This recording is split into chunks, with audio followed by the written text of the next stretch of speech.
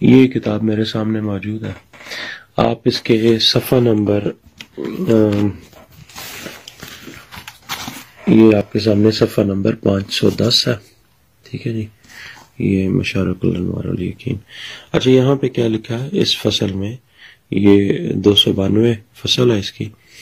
یقیناً امیر المومنین علیہ الصلوۃ والسلام ہی آیت کبریٰ ہے جس کو حضرت موسیٰ علیہ السلام اور حضرت محمد صلی اللہ علیہ وآلہ وسلم نے رب الارباب کے خطاب کے وقت دیکھا.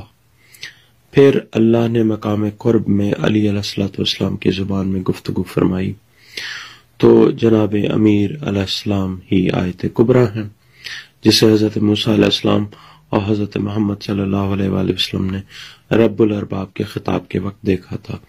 جناب علی علیہ الصلوۃ والسلام نے اس بات کی طرف اشارہ فرمایا. کیا کہتے ہیں مولا علی سرکار کے اللہ کی کوئی بھی آیت مجھ سے بڑی نہیں ہے.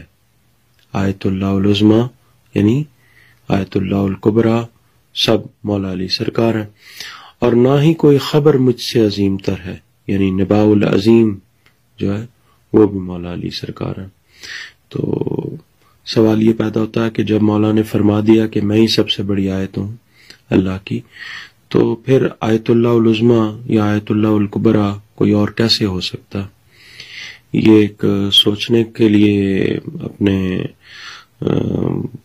مومنین کے ساتھ شیئر کی ہے یہ بات، تاکہ وہ ذرا جسارت دیکھیں کیسے لوگ اپنے مقام سے بڑھنے کے لیے القابات اپنے ساتھ لگا لیتے ہیں، جبکہ یہ معصوم نے واضح طور پہ فرمایا کہ یہ میں ہوں. مولا علی سرکار نے فرمایا. یہ کتاب آپ کے سامنے مشارق الانوار والیقین صفحہ نمبر 510 ہے، فصل نمبر 292 ہے.